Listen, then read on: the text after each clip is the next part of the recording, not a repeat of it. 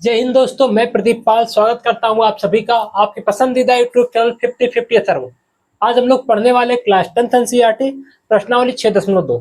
इस प्रश्नावली का हम लोग प्रश्न नंबर 6 तक कर चुके हैं, तो प्रश्न नंबर 7 करने वाले हैं। प्रश्न थोड़ा सा आसान है, लेकिन इसकी टर्मिनोलॉजी कठिन है, यानी इसका फिगर दिया नहीं है। फिगर दिया होता तो बच्चों को आसान लगता, लेकिन फिगर बना लेंगे तो बहुत आसान प्रश्न है। गौर करते हैं है क्या। प्रमेय 6.1 का प्रयोग करते हुए, तो जो बोला है ये 6.1 का प्रयोग यानी थेल्स प्रमेय। हमारी एनसीईआरटी में इस प्रमेय का नाम 6.1 दिया है। तो 6.1 प्रमेय का प्रयोग करते हुए सिद्ध कीजिए कि एक त्रिभुज की एक भुजा के मध्य बिंदु से होकर दूसरी भुजा के समांतर खींची गई रेखा तीसरी भुजा को समद्विभाजित करता है। तो हमें सिद्ध क्या करना है, और इसके आगे लिखा था कि आप इसको पढ़ चुके हैं क्लास 9th में।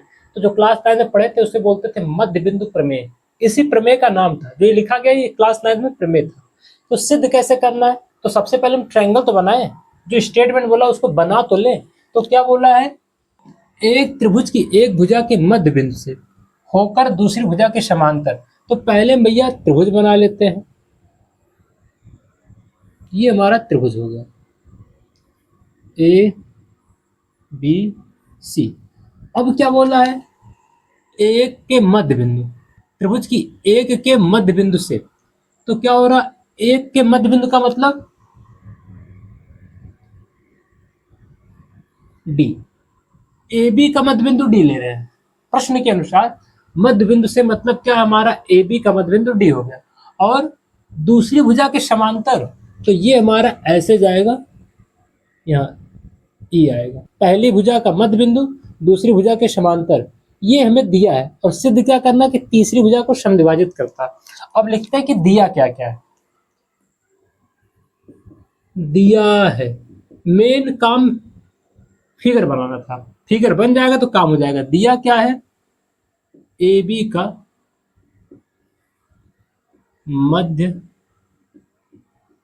बिंदु क्या है, डी। अतः ए डी बराबर डी बी। इसको समीकरण 1 मान लिए। फिर क्या बोल रहा है, दूसरा कंडीशन, डी ई समांतर बी से। ये समीकरण 2, ये दो चीज हमें दिया है। फिर लिखेंगे सिद्ध करना है।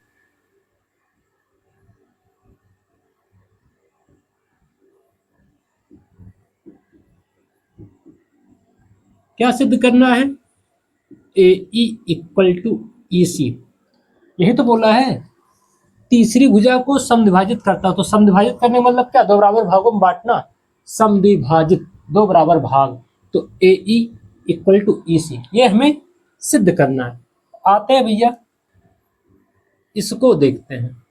उपपत्ति, ध्यान क्या रखना है, ट्रायंगल ए बी सी में क्या दिया है, डी ई समांतर डी सी दिया है। तो बताया था, जब भी किसी भुजा के समांतर कोई रेखा दिखे, भुजा क्या है बी सी, इसके समांतर रेखा क्या दिख रहा है, डी ई, समांतर दिखे तो थेल्स प्रमेय लगता है। तो अतः A D upon D B equal to A E upon E C. Thales प्रमेय, ये थेल्स प्रमेय से आया। जैसे ये थेल्स प्रमेय से आया, अब एक इसमें हम लोग कलाकारी करने वाले। दिख रहा है क्या, एडी किसके बराबर है, डीबी के। तो जहां पे एडी दिख रहा है वहां पे डीबी रख देते हैं, तो हो जाएगा डीबी अपॉन में DB equal to A E upon में ई सी। इसको रखे कहाँ है, तो लिख देंगे भैया समीकरण 1 से। समीकरण 1 से एडी का मान डीबी रखा गया, डीबी से डीबी कैंसल, तो 1 बचा। 1 equal to A E upon E C, जाके मल्टीप्लाई हो जाएगा 1 से, तो आएगा ए सी इक्वल टू ए ई। और दिखाना यही था, ए ई इसी के बराबर है, और हमारा वही आया है, जो ए ई है इसी के बराबर आया है। इतना सा काम करना था। यह वीडियो आपको कैसा लगा कमेंट कीजिएगा। वीडियो को अंत तक और पूरा देखने के लिए आपका धन्यवाद। Thank you.